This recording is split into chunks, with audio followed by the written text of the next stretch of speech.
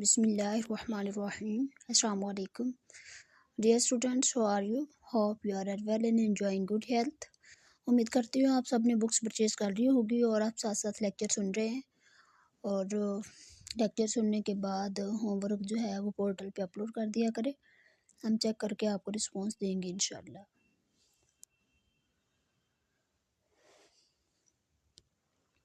यही book purchase करनी है केमिस्ट्री की आप लोगों ने।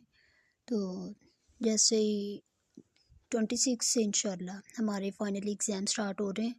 तो अगर 6-7 के फाइनल एग्ज़ाम स्टार्ट जैसे ही होते हैं आप लोग का फर्स्ट टर्म होगा और फर्स्ट टर्म में यही सिलेबस है जो हम आपको पढ़ा रहे हैं। आपने कोशिश करना है जितना पढ़ाया गया है वो मंडे को जब आएँ तो अच्छे से लर्न करके आएँ, ठीक है। तो यूनिट नंबर 1 हम डिस्कस कर रहे हैं। यूनिट नेम है states of matter and phase changes. तो चलें एक दफ़ा रिवाइज़ करवा देती हूँ। वैसे तो डेली बेसिस पे रिवाइज़ करवाया जा रहा है, वो इसलिए कि जिन बच्चों ने भी बुक्स नहीं भी परचेज़ की थी वो भी परचेज़ करके आज का लेक्चर सुन के अच्छे से सारी जितना भी पढ़ाया सारे लेक्चर अच्छे से देख ले और होमवर्क जो है वो करके पोर्टल पे अपलोड कर दे।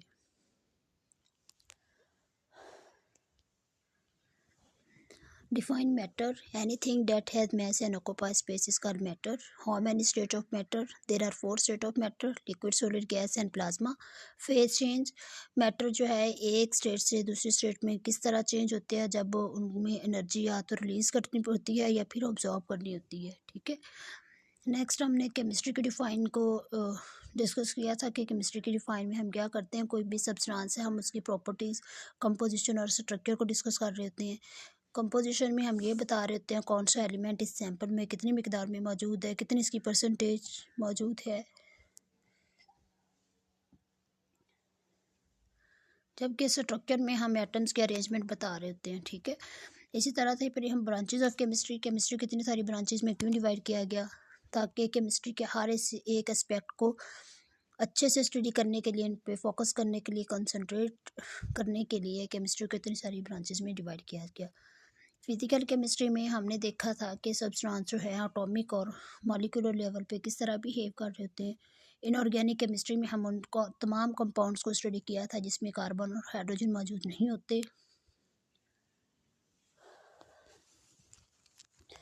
ऑर्गेनिक केमिस्ट्री में हम उन तमाम कंपाउंड्स को स्टडी करते हैं जिसमें कार्बन और हाइड्रोजन मौजूद होते हैं। इन्वायरमेंटल केमिस्ट्री में हमने ये डिस्कस किया था कि हमारी जो अर्थ प्लैनेट है इसमें जितने भी केमिकल्स और बायोकेमिकल रिएक्शंस हो रहे होते हैं या फिनोमिना अकर हो रहे हैं हम उनको स्टडी करते हैं। एनालिटिकल केमिस्ट्री में हम किसी भी चीज़ को एनालाइज करते हैं, उसका तजज़िया करते हैं, उसके कंपोनेंट को सेपरेट करते हैं, उनके आइडेंटिफिकेशन करते हैं और उनकी कंसंट्रेशन बताते हैं कि कौन सा कंपोनेंट इसमें कितनी मिकदार में मौजूद है, ठीक है।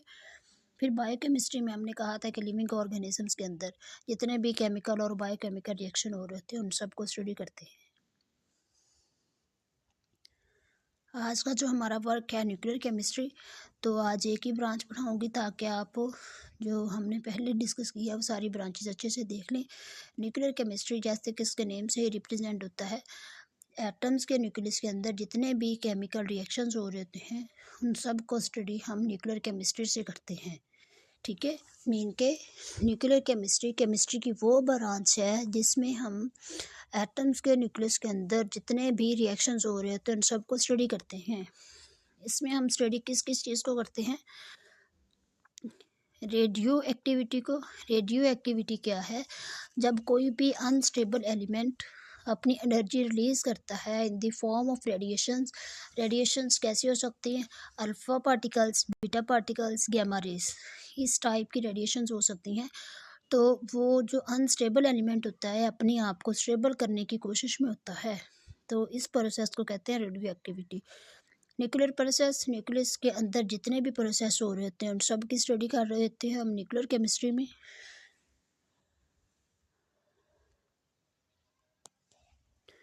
नेक्स्ट है transformation in the nuclei of atoms. Main के अगर कोई भी एटम्स है उसके न्यूक्लियस के अंदर ट्रांसफॉर्मेशन होती है। ट्रांसफॉर्मेशन का मतलब ये है कि उसके न्यूक्लियस के अंदर प्रोटॉन और न्यूट्रॉन मौजूद होते हैं ना, या तो उसके नंबर ऑफ़ प्रोटॉन चेंज हो जाते हैं या नंबर ऑफ़ न्यूट्रॉन चेंज हो जाती हैं। इनकी चेंज की वजह से एक एलिमेंट जो है वो किसी दूसरे एलिमेंट में कन्वर्ट हो जाता है। इसको कहते हैं ट्रांसफॉर्मेशन इन द न्यूक्लियाई। अब ये जो ट्रांसफॉर्मेशन न्यूक्लियाई है ये आर्टिफिशियल भी हो सकती है और नेचुरली भी हो सकती है। नेचुरली जैसे रेडियो एक्टिव डिके होता है तो एक एलिमेंट किसी दूसरे एलिमेंट में कन्वर्ट हो जाता है, और आर्टिफिशियल ऐसे होती है कि या तो जैसे न्यूक्लियर फिजन और न्यूक्लियर फिशन, इस तरह से एक एलिमेंट किसी दूसरे एलिमेंट में कन्वर्ट हो जाता है, ठीक है, उसके न्यूक्लियस के अंदर चेंजेस आ रही होती हैं। नेक्स्ट है application of nuclear chemistry. Nuclear chemistry की एप्लीकेशन क्या है? न्यूक्लियर केमिस्ट्री से हमें बहुत फ़ायदा हुआ है। जैसे एग्रीकल्चर में इसकी एप्लीकेशन देखें तो हमने जो मटेरियल पहले हम यूज़ करते थे तो उसमें बहुत इम्प्रूवमेंट लाई गई है, और पहले हमारे पास जो प्रोसेस है, जो हम लोग मेथड यूज़ करते थे तो उससे इतनी यील्ड नहीं होती थी। न्यूक्लियर केमिस्ट्री ने हमें एडवांस मेथड बताए हैं कि इस तरह से अगर हम लोग फसलें ग्रो करवाएंगे तो हमारी यील्ड ज़्यादा होगी। इसके अलावा क्रॉप्स को हमने किस तरह से प्रिजर्व करना है, उनको स्टोरेज किस तरह से करना है, ये सारी न्यूक्लियर केमिस्ट्री में हम डिस्कस करते हैं। इसके अलावा मेडिसन्स में न्यूक्लियर केमिस्ट्री से हमें बहुत सपोर्ट मिली है। जैसे कि पहले बहुत सारी डिजीज़ ऐसी थी, कैंसर वगैरह, हम उनको ट्रीट नहीं कर सकते थे। अब माशाल्लाह से न्यूक्लियर केमिस्ट्री की बदौलत हम इन सारी डिजीज़ को ट्रीट कर सकते हैं, ठीक है। इंडस्ट्री और रिसर्च में भी इसका बहुत हाथ है। इंडस्ट्री में जैसे कि न्यूक्लियर पावर से हम इंडस्ट्रीज़ को पावर सप्लाई कर रहे होते हैं, और इसकी वजह से रिसर्च के फील्ड में भी बहुत एडवांसमेंट आई है, ठीक है, न्यूक्लियर केमिस्ट्री से। यही होमवर्क कर लीजिएगा, हेडिंग इस तरह से दीजिएगा, डिफाइन न्यूक्लियर केमिस्ट्री, कि इसके बाद ये यहाँ तक कर लीजिएगा, इसकी न्यूक्लियर ऑफ द एटम्स यहाँ तक, और इसके बाद application of nuclear chemistry second question ये है। ये 2 क्वेश्चन होमवर्क में कर लीजिएगा। फ़ी अमानिल्लाह।